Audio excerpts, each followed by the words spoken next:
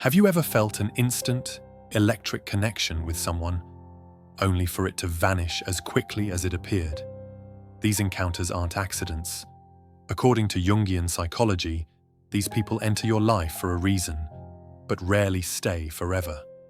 In this video, we'll explore the 5 hidden purposes behind these fleeting soul connections and how they're secretly guiding you toward growth. That moment when you meet someone and feel like you've known them forever, but then life pulls you apart just as quickly. These intense connections that don't last often leave us confused. Why would something that feels so right not be meant to stay? Carl Jung described these encounters as synchronicities, seemingly random meetings orchestrated by our unconscious mind. That electric chemistry you feel isn't about destiny bringing you a soulmate. It's your psyche recognizing someone who can show you parts of yourself that need attention. Think about the last time you met someone who immediately felt significant. Remember how conversations flowed effortlessly, how they seemed to understand you better than people you've known for years. The problem isn't the connection itself, it's our assumption that strong chemistry means meant to be together forever. Research shows these brief but powerful encounters serve 3 specific purposes. First, they disrupt our usual patterns. That person who makes your heart race but can't stay, they're shaking up your emotional routine. Second, they surface emotions you've been avoiding. The pain when they leave often mirrors older wounds you haven't healed. Third, they reveal your capacity for depth, showing you what's possible beyond surface-level relationships. One woman described meeting a man at a conference who felt dangerously familiar. Their connection was instant and profound, yet he lived across the world with family commitments. Instead of forcing it, she journaled about why this unavailable person affected her so deeply. What surfaced was an old fear of abandonment from childhood, something she'd never connected to her dating patterns before. This is how fleeting soul connections work. They enter your life exactly when you're ready to grow, but not necessarily when you're ready for permanence with them. The time limitation creates urgency, forcing you to pay attention rather than taking the connection for granted. Jung believed the unconscious selects these people deliberately. They may show up when you're considering a career change but afraid to take risks, or when you've been avoiding vulnerability in relationships. The magnetism draws you in, so you can't ignore the underlying message your psyche is sending. The discomfort comes when we confuse temporary teachers with lifetime partners. Not every intense connection means forever. Some mean right now, for this specific lesson. When you resist holding on, you start seeing what you're really meant to receive from these encounters. That person you can't be with might be showing you how to set boundaries, or revealing your fear of true intimacy. They could be demonstrating your strength in letting go. The gift isn't in keeping them. It's in what their presence awakens within you. When someone triggers strong emotions right away, it usually means they've touched something unhealed within you. Jung called this phenomenon projection. We see our own qualities, fears, and desires reflected back through others. The intensity you feel isn't about them specifically, but about what they represent in your inner world. Research shows these encounters highlight unmet needs we've ignored. If you crave validation from someone unavailable, it may reveal how little you validate yourself. When their withdrawal triggers anxiety, it often points to your own fear of rejection. The relationship you thought you wanted with them turns out to be the relationship you need to have with yourself. These connections work as mirrors showing 2 things simultaneously: what you desire and what you resist. Someone who embodies creative freedom might stir your own stifled artistic impulses. A person who communicates openly could highlight your avoidance of difficult conversations. One woman realized her attraction to an emotionally detached partner reflected how she'd walled off her own vulnerability. The aching pull she felt wasn't about changing him. It was about reclaiming the tender parts of herself she'd learned to suppress. This is how shadow work happens in relationships. We attract those who will precisely illuminate what we need to see. The temporary nature of these bonds serves a purpose. Limited time creates urgency to examine what's being mirrored before the reflection disappears. Unlike long-term relationships where patterns can hide in routine, fleeting connections amplify the message through their brevity. You don't have years to adjust, only moments to notice what hurts and why. When you encounter someone who feels familiar yet unsettling, ask, what quality in them troubles or attracts me most?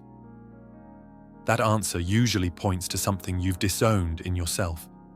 Their presence asks you to retrieve those lost parts, rather than seeking completion through them. The love you feel for them is actually love for your own unrealized potential. This mirroring dynamic explains why letting go becomes necessary. Holding on would mean avoiding the real work of self-integration. Their departure pushes you to develop what they reflected instead of depending on the reflection itself. What begins as heartbreak transforms into self-discovery when you realize they were never the destination, only a signpost pointing you inward. Have you ever met someone at the exact moment you needed their lesson? That's not coincidence. It's what Jung called meaningful synchronicity. These encounters feel planned because your unconscious mind arranges them when you're ready to grow, even if consciously you feel unprepared. Consider how often these connections appear during transitions, after a breakup, before a career change, or when you've been questioning your path. A woman described meeting her temporary teacher while recovering from divorce. Their brief but intense connection helped her see she'd been sacrificing her identity in relationships. The timing wasn't random. It arrived when she was finally open to that message. Jung believed the unconscious selects people who embody what we need to integrate. If you've been avoiding independence, you might attract someone fiercely autonomous who leaves you longing for more time together. Their departure forces you to develop your own self-sufficiency. Research shows these meetings often precede major personal breakthroughs by 3 to 6 months, the exact time needed to process their impact.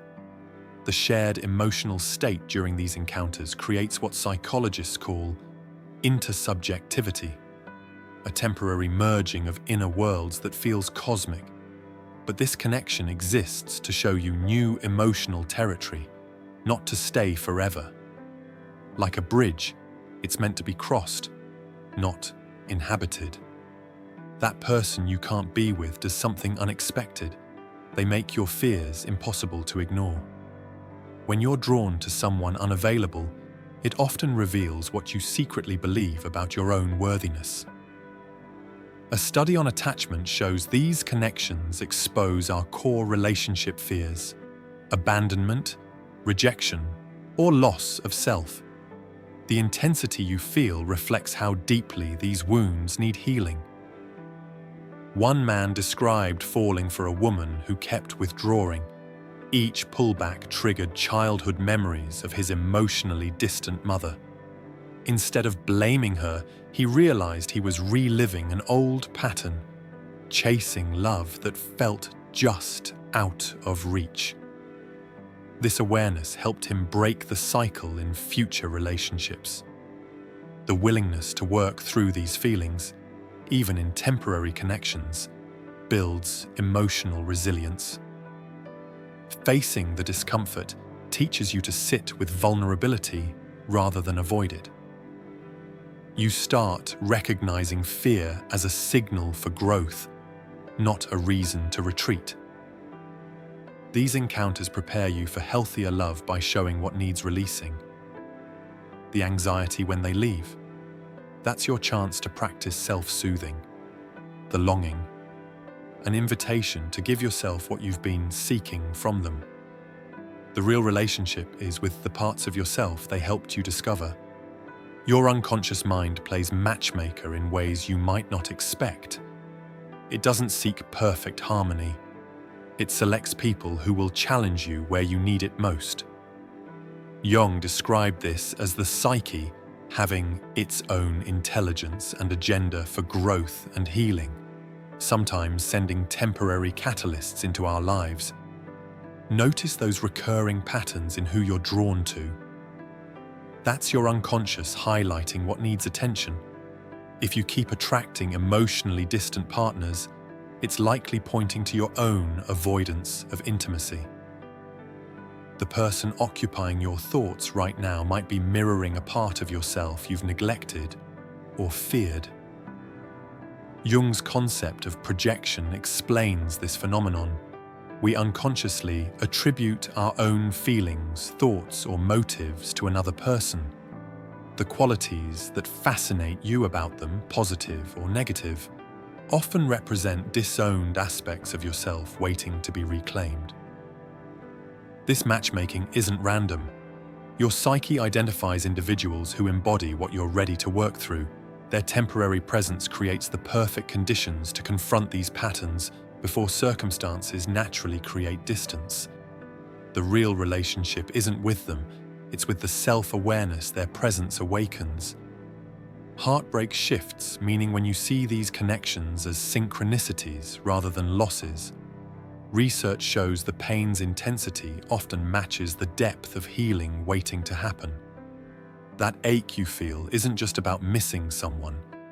It's highlighting where you need to reclaim wholeness within yourself. One woman described how her brief, intense connection with a stranger helped her face childhood abandonment wounds.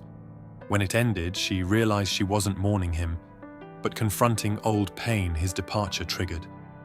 This reframe changes everything. Suddenly, the experience becomes about self-discovery rather than rejection.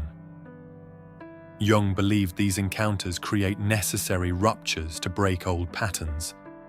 The discomfort pushes you toward growth you might have avoided otherwise. Seeing heartbreak as part of your expansion makes it hurt differently, still painful but purposeful. What feels like an ending becomes an unexpected beginning. What if walking away takes more strength than holding on? These temporary connections teach us that letting go isn't about giving up. It's about choosing yourself. The pain of release often feels overwhelming because it touches deeper fears of abandonment or unworthiness. But research shows that honoring your boundaries in these situations builds emotional resilience that lasts far beyond the relationship. The person you can't be with teaches that true connection doesn't require possession. Their presence transforms you without promises of permanence. This realization challenges cultural narratives about fighting for love. Some bonds are meant to be felt deeply, then released consciously. The courage isn't in clinging, it's in opening your hands when every instinct says, hold on tighter. Each release prepares you for healthier connections. You start recognizing when staying would cost more than leaving. The temporary teacher's final lesson? That your wholeness never depended on them staying. The real purpose of these connections isn't about keeping someone, it's about keeping what they awakened within you. Integration means taking the lessons, the emotional shifts, and the self-awareness you gained, and making them part of how you live moving forward. Honoring without clinging looks like gratitude instead of grief. You acknowledge the role they played while understanding their absence isn't a loss of the growth you experienced. Research shows that when we frame these experiences as catalysts rather than losses, the brain actually processes them differently, creating lasting psychological shifts instead of lingering attachment. The person who left taught you how to love more openly or set better boundaries. The one who couldn't stay showed you your resilience or rekindled forgotten dreams. The real relationship was never just with them. It was with the version of yourself their presence helped uncover. That's what remains when the connection changes. The gift wasn't theirs to keep giving, it's yours to carry forward. Sometimes the most powerful connections are the ones that change you as they leave. Your becoming is the whole point. If this video resonated with you, don't stop here. Watch our next video where we dive deep into signs of true love and how to identify them. Like, subscribe, and turn on notifications for more.